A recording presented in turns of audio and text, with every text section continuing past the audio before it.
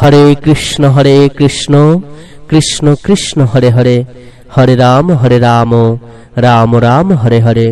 হরে কৃষ্ণ কৃষ্ণ কৃষ্ণ হরে হরে, হরে রাম রাম রাম হরে হরে। হরে কৃষ্ণ। প্রত্যেক কৃষ্ণ অনুরাগী ভক্তবৃন্দকে জানাই সুস্বাগতম। ভগবান শ্রীকৃষ্ণ সকল ভক্তদের উদ্দেশ্যে সাবধান করে দিয়ে বললেন যে আমাকে যেমন ভাবে সাধন ভজন করে, যে ভক্ত যেভাবে আমার শরণাগত হয় সেইভাবেই কিন্তু আমি তাদের ধরা দিই এবং তাদের আশীর্বাদ প্রদান করি। আমি তাকে সেইভাবেই আশ্রয় দান করে থাকি। এই জগতে প্রত্যেক মানুষ কিন্তু ভগবানের সেবা করেন না, প্রত্যেক মানুষ কিন্তু ঠিক ভাবে ভগবানের সাধন ভজন করেন না। ভগবান স্পষ্ট করে দিয়ে বললেন, যারা যেভাবে যতটা আমার সাধন ভজন করেন তারা সেই ভক্ত সকল ততটাই কিন্তু আমার কৃপা লাভ করতে পারে, অর্থাৎ ভগবানের আশীর্বাদ ততটাই তারা লাভ করতে পারে যতটা ভক্ত ভগবানের সাধন ভজন করতে পারেন।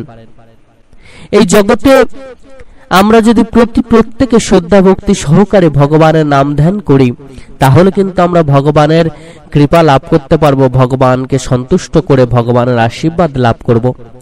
কিন্তু প্রকৃতপক্ষে আমরা ঠিকভাবে ভগবানের সাধন ভজন করতে পারি না, তাই তো আমাদের সংসারে এত দুঃখ জ্বালা কষ্ট, আমাদেরকে এত ব্যথা পেতে হয়। আজকে দেখুন প্রত্যেকটা সংসারে অশান্তি, প্রত্যেক সংসার যেন অশান্ত হয়ে উঠেছে, কিন্তু যেটি করণীয় সেটি কিন্তু আমরা কেউ করছি না। আমাদেরকে ধর্মপথে চলতেই হবে, আমাদেরকে ভগবানকে সাথে নিয়ে চলতে হবে, ভগবানের চরণে আমাদেরকে আশ্রয় গ্রহণ করতে হবে। এই জীবনে যদি আমরা বাঁচতে চাই, এই জীবনটাকে যদি সঠিক পথে আমরা এগিয়ে নিয়ে চলতে চাই, যদি শান্তিতে থাকতে চাই, সুস্থভাবে থাকতে চাই, যদি ভগবানের আশীর্বাদ লাভ করতে চাই, তাহলে ভগবানের শ্রীচরণ আমাদের লাভ করতেই হবে। ভগবান বললেন, খেয়াল খুশি মতো আমরা যদি ভগবানের সেবা করি তাহলে কিন্তু ভগবানের কৃপা আমরা খেয়াল খুশি মতোই লাভ করব। শ্রী শ্রী গীতা স্পষ্ট করে দিয়ে ভগবান শ্রীকৃষ্ণ বললেন, যে যথামাং প্রপদ্যন্ত তাং স্তৈব ভজামহম মাম বত্তানুবত্তন্ত মনুষ্যাঃ পার্থ সর্বশঃ। অর্থাৎ যে ভক্ত যেভাবে আমার শরণাগত হয় আমি তাকে সেইভাবে আশ্রয় দান করে থাকি। যে মানুষ যেমন ভাবে ভগবানের সাধন ভজন করেন, যে মানুষ যেমন ভাবে ভগবানের সেবা করেন, ভগবানের নাম ধ্যান করেন, সেই মানুষ কিন্তু তেমন ভাবেই ভগবানের আশীর্বাদ লাভ করেন।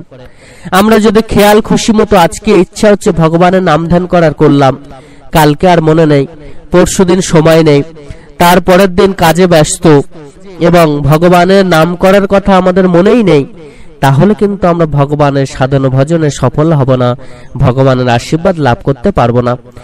সবসময় নিয়ম মাফিক সবসময় নিয়ম মাফিক ভগবানের সাধন ভজন করার চেষ্টা করতে হবে। আজকে দেখুন ভগবানের সেবা দিচ্ছেন, কিন্তু কখনো বেলা গড়িয়ে দুপুর হয়ে যাচ্ছে, কখনো বা সন্ধ্যা হয়ে যাচ্ছে।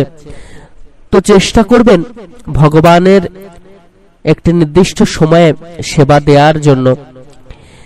যারা কাজের মধ্যে ব্যস্ত থাকেন তারা ব্যস্ততার মধ্য দিয়েও যদি ভগবানের সাধন ভজন করতে পারেন, ভগবানের নাম জপতে পারেন, তাহলে কিন্তু মহাপুণ্যের অধিকারী হবেন। আমাদের অনেক সময় হয়ে ওঠে না, আমরা ব্যস্ততার জন্য ভগবানের নাম ধ্যান করতে পারি না, কিন্তু অনেক সময় এমনও হয় যে সময় থাকতেও আমরা কিন্তু ভগবানের সাধন ভজন করতে পারি না, ভগবানের সাধন ভজন করি না, তাহলে কিন্তু ভগবানের আশীর্বাদ আমরা কখনো লাভ করব না। যখনই আমাদের জীবনে বিপদ আপদ আসে তখনই আমরা ভগবান ভগবান বলে চিৎকার করি, কিন্তু তারপরে ভগবানের সাধন ভজন করতে ভুলে যাই। এইটাকে কিন্তু আমাদেরকে ত্যাগ করতে হবে। আমরা একটি নির্দিষ্ট সময়ে অন্তত দিনের 1 মিনিট হলেও তার নাম জপব ভক্তি ভরে, তবেই কিন্তু আমরা ভগবানের আশীর্বাদ লাভ করতে পারবো।